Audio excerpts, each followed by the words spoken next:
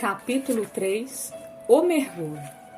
A alma é curada ao estar com crianças. Fyodor Dostoiévski. O Parque Estadual do Lago Valoma, no Oregon, a área ao redor tem sido chamados com propriedade de pequena Suíça da América. Montanhas escarpadas e agrestes erguem-se até quase 3.000 metros, e no meio delas há inúmeros vales escondidos, cheios de riachos, trilhas de caminhada e altas campinas, cobertas de flores silvestres.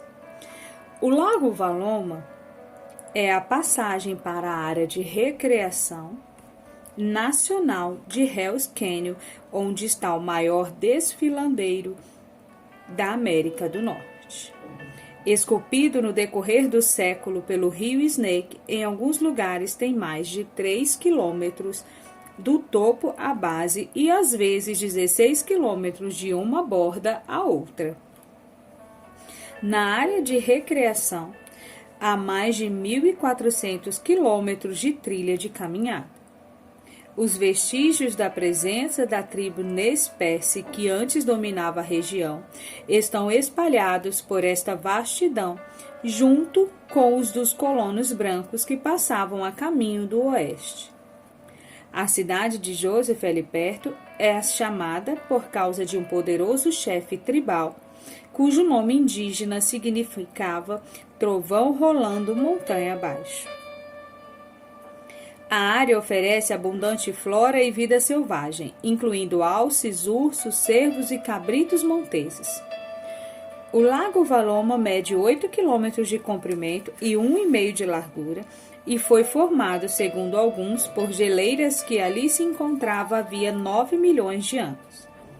Fica a cerca de 1,5 km da cidade de Joseph, a uma altitude de 1.340 metros. A altura da água é de tirar o fôlego durante a maior parte do ano, mas fica agradável no fim do verão para um nado rápido perto da margem. Mac e as crianças preencheram os 3 dias seguintes com diversão e lazer. Missy, aparentemente satisfeita com as respostas do pai, não os levou perto dos penhascos altíssimos. Passara algumas horas andando de pedalinho junto à margem do lago, esforçaram-se ao máximo para ganhar um prêmio no minigolf, cavalgavam nas trilhas e visitaram as lojinhas da cidade de Joseph. Ao longo do fim de semana, 2 outras famílias juntaram-se magicamente ao mundo dos filhos.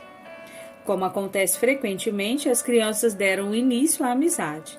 Josh gostou especialmente de conhecer os dos 7, pois a filha mais velha, Amber, era uma linda mocinha mais ou menos da sua idade.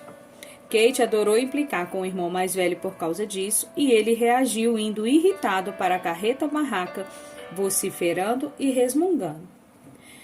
Amber tinha uma irmã, Amy, apenas um ano mais nova do que Kate, e as duas passaram a brincar juntas. Vic e Emil, dos 7, tinham viajado de sua casa no Colorado, onde Emil trabalhava como agente policial do Serviço de Pesca e Vida Selvagem, e Vic cuidava do lar e do filho caçula JJ, que agora tinha quase 1 ano.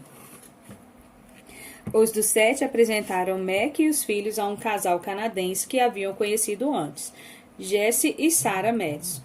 Pareciam tranquilos, despretensiosos, e Mac gostou deles à primeira vista. Os 2 trabalhavam como consultores independentes, Jesse na área de recursos humanos e Sarah na de administração. Missy ligou-se logo a Sarah e as duas costumavam ir ao acampamento dos 7 para ajudar Vic com JJ. O domingo nasceu radioso e todo o grupo se empolgou com a ideia de pegar o teleférico do Lago Valoma até o topo do Monte Howard, 2.484 metros acima do nível do mar. Jesse e Sarah convidaram todos para almoçarem em um restaurante no topo da montanha. Depois passariam o resto do dia caminhando até os 5 pontos de observação e os mirantes. Armados de máquinas fotográficas, óculos escuros, garrafas d'água e protetor solar, partiram no meio da manhã. Como já imaginavam, fizeram uma verdadeira festa com hambúrgueres, batata fritas e milkshakes no restaurante. A altitude estimulou o apetite, até Missy conseguiu devorar um hambúrguer inteiro e a maior parte das outras guloseimas. Depois do almoço, caminharam pelas trilhas até os mirantes próximos. Dali se divisava um panorama deslumbrante que ia até o horizonte semeado de pequenas cidades. No fim da tarde estavam todos cansados e felizes. Missy, que Jesse havia carregado nos ombros até os 2 últimos mirantes, dormia no colo do pai enquanto chacoalhavam no teleférico de descida. Este é um daqueles momentos raros e preciosos, pensou Mac, que pegam a gente de surpresa e quase tiram fôlego.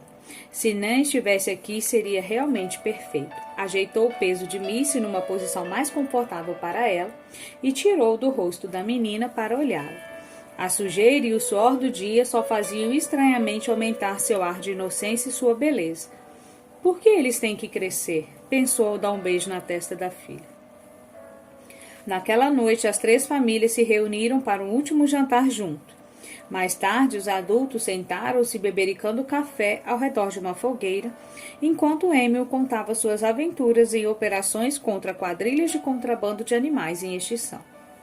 Era um narrador hábil e a sua profissão oferecia um enorme elenco de histórias hilariantes. Tudo era fascínio e Mac voltou a ser inundado por um intenso bem-estar. Como acontece frequentemente quando uma fogueira de acampamento arde por muito tempo, a conversa passou do humorístico para o mais pessoal. Sarah parecia ansiosa para conhecer melhor o resto da família de Mac, especialmente Nan. Como ela é Mackenzie, Mac adorava exaltar as maravilhas de sua Nan. Modéstia à parte, Nan é linda por dentro e por fora. Sorriu encabulado e viu os 2 olhos afetuosamente para ele. Estava realmente com saudade de sua mulher. O nome completo dela é Nanette, mas quase todo mundo só a chama de Nan. Tem uma tremenda reputação na comunidade médica, pelo menos no Noroeste. É enfermeira e trabalha com pacientes terminais de câncer. É um trabalho duro, mas ela adora. Bom, Nan escreveu alguns textos e tem feito palestras em congressos. Verdade? Perguntou Sarah. Sobre o que ela fala? Ela ajuda as pessoas que estão diante da morte a pensarem no relacionamento com Deus. Eu adoraria ouvir mais sobre isso, encarajou Jesse enquanto atiçava o fogo com o graveto, fazendo-o avivar-se com vigor renovado. Mac hesitou. Por mais se sentisse à vontade com aqueles 2, não os conhecia de fato, e a forma como a conversa se aprofundara o deixara meio inquieto. Procurou responder de maneira sucinta. Nan é muito melhor nisso do que eu. Acho que ela pensa em Deus de modo diferente da maioria das pessoas. Ela até o chama de papai porque se sente muito íntima dele, se é que isso faz sentido para vocês. Claro que faz, exclamou Sarah enquanto Jess confirmava com a cabeça. Toda a sua família chama Deus de papai? Não, respondeu Mac rindo. As crianças às vezes chamam, mas eu não me sinto confortável com isso. Parece um pouco familiar demais para mim. E de qualquer modo, Nan tem um pai maravilhoso e por isso acho que é mais fácil para ela. A coisa havia escapado e Mac estremeceu-se por dentro esperando que ninguém tivesse percebido, mas Jesse o olhava com interesse. Seu pai não era maravilhoso? Perguntou com gentileza. Mac fez uma pausa. Acho que se pode dizer que ele não era maravilhoso. Morreu quando eu era criança de causas naturais. Riu, mas o som foi oco. Olhou para os 2, bebeu até morrer. Lamentamos muito, disse Sarah afetuosamente. Bom, ele observou forçando outro riso. Às vezes a vida é dura, mas eu tenho muita coisa para agradecer. Seguiu-se um silêncio incômodo e Max se perguntou por que estava falando sobre essas coisas com aqueles 2. Segundo depois, foi resgatado por um jorro de crianças que se derramavam do trailer para o meio deles. Para a alegria de Kate, ela e Amy haviam surpreendido Josh e Amber de mão dadas no escuro e queriam que todos soubessem. Josh estava tão fascinado que nem chegou a protestar. Quando os Madison se despediram de Max e seus filhos, Sarah bateu carinhosamente no ombro do novo amigo. Depois foram andando pela escuridão até o acampamento dos 7. Mac ficou olhando-os até não conseguir mais escutar seus sussurros e a luz oscilante da lanterna deles desaparecer. Sorriu e virou-se para arrebanhar sua turma na direção dos sacos de dormir.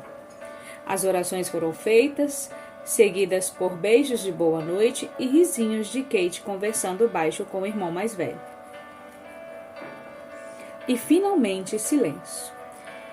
Mac arrumou o que pôde usando a luz das lanternas e decidiu deixar o resto para o dia seguinte. De qualquer modo, só planejavam partir no início da tarde.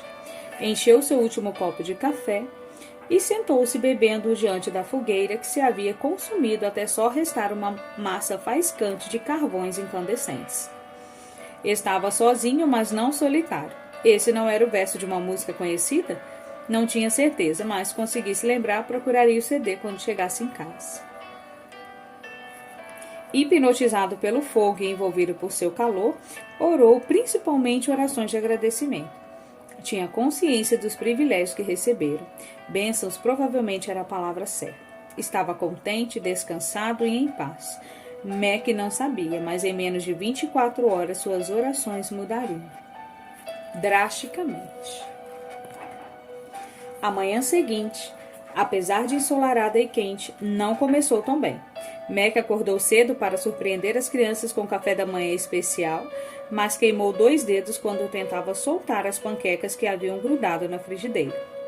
Reagindo à dor lancitante, derrubou o fogão, a frigideira e a tigela de massa no chão arenoso. As crianças, acordadas pelo barulho e pelos palavrões dito em voz baixa, vieram ver o que estava acontecendo. Começaram a rir quando descobriram o que era, mas bastou um isto não é engraçado de Mac para voltarem para dentro da barraca, rindo escondidas enquanto olhavam pelas janelas de tela. Assim, em vez do planejado, o café da manhã se resumiu a cereal frio com creme de leite diluído, já que o resto do leite fora usado na massa de panqueca. Mac passou a hora seguinte tentando arrumar o acampamento com 2 dedos enfiados num copo de água gelada. A notícia devia ter se espalhado porque Sarah Madison apareceu com material de primeiros socorros para queimaduras. Minutos depois de ter seus dedos cobertos por um líquido esbranquiçado, Mac sentiu a ardência diminuir. Mais ou menos nessa hora, tendo terminado suas tarefas, Josh e Kate vieram perguntar se poderiam dar um último passeio na canoa dos 7, prometendo usar coletes salva-vidas. Depois do inevitável não inicial e da insistência dos filhos, Mac finalmente cedeu. Não estava muito preocupado. O acampamento ficava pertinho do lago e eles prometeram não se afastar da margem. Mac poderia vigiá-los enquanto continuava a guardar as coisas. Missy estava ocupada colorindo o livro da cachoeira muçulmana. Ela é linda demais, pensou Mac, olhando embevecido a filha enquanto limpava a sujeira. A menina vestia a única roupa limpa que lhe restara. Um vestidinho vermelho de verão, com flores do campo bordadas, comprado em Joseph quando foram à cidade no primeiro dia. Cerca de 15 minutos depois, Mac levantou os olhos ao ouvir uma voz familiar chamando do lago. Papai! Era Kate. Ela e o irmão acenaram do bote. Ambos usavam os coletes salva-vidas e Mac acenou de volta. É estranho como um ato ou acontecimento aparentemente insignificante pode mudar vidas inteiras. Levantando o remo para acenar, Kate perdeu o equilíbrio e emborcou a canoa. Surgiu uma expressão congelada de terror em seu rosto, enquanto quase em silêncio e em câmera lenta o barco virava. Josh se inclinou freneticamente para tentar equilibrá-lo, mas era tarde demais e ele desapareceu na água. Mac já corria para a beira do lago, não pretendendo entrar, mas para estar perto quando eles saíssem. Kate emergiu primeiro, tossindo e gritando, porém não havia sinal de Josh. E de repente, Mac viu uma erupção de água e pernas e soube naquele momento que algo estava terrivelmente errado. Para seu espanto, todos os instintos que havia desenvolvido como salva-vidas na adolescência voltaram instantaneamente. Em questão de segundos, ele caiu na água, tirando os sapatos e a camisa. Nem se deu conta do choque gelado ao disparar na direção da canoa virada, ignorando os soluços aterrorizados da filha. Ela estava em segurança, seu foco principal era Josh. Respirando fundo, mergulhou. Apesar de toda a agitação, a água continuava razoavelmente límpida. Encontrou Josh rapidamente e logo descobriu a razão de seu problema. Uma das tiras do colete salva-vidas se prendera na amarra da canoa. Por mais que tentasse, Mac não conseguiu soltá-la e por isso fez sinal para Josh entrar mais fundo sobre a canoa, onde havia um bolsão de ar. Mas o pobre garoto estava em pânico, tentando livrar-se da tira que o prendia embaixo d'água sobre a borda da canoa. Mac veio à superfície, gritou para Kate nadar até a margem, sugou todo o ar que pôde e mergulhou pela segunda vez. No terceiro mergulho, sabendo que o tempo estava acabando, percebeu que tinha duas alternativas: tentar livrar Josh do colete ou virar a canoa. Escolheu a segunda opção. Se foram Deus e os anjos, ou Deus e a adrenalina, ele jamais teve certeza. Mas na segunda tentativa conseguiu virar a canoa, libertando Josh da amarra. O colete manteve o rosto do garoto acima da água. Mac emergiu atrás de Josh, agora frouxo e inconsciente, com sangue escorrendo de um talho na cabeça que a canoa acertara quando Mac a virara de volta. Começou imediatamente a fazer respiração boca a boca no filho do melhor modo que podia, enquanto outras pessoas o ajudavam a puxá-lo em direção à parte rasa. Sem perceber os gritos ao redor, Mac se concentrou na tarefa com um pânico borbulhando no peito. Quando os pés de Josh tocaram terreno firme, o garoto começou a tossir e a vomitar água. E o café da manhã. Aplausos empolgados irromperam ao redor. Porém, Mac não deu a mínima. Dominado pelo alívio e pela descarga de adrenalina resultante do esforço, começou a chorar. E, de repente, Kate estava soluçando com os braços em volta de seu pescoço enquanto todos riam, choravam e se abraçavam. Dentes que haviam sido atraídos pelo barulho estavam Jesse Madison e Amy do set. Em meio à confusão de gritos de alegria e de alívio, Mac escutou a voz de Amy sussurrando: "Desculpe, desculpe, desculpe." A canoa era dele. Poderiam ter sido seus filhos. Mac o abraçou e disse, quase gritando em seu ouvido: "Pare com isso. Não foi culpa sua e todos estão bem." Amy começou a soluçar com as emoções subitamente liberadas de uma repressa de culpa e medos contidos. Uma tragédia fora evitada. Pelo menos era o que Mac pensava.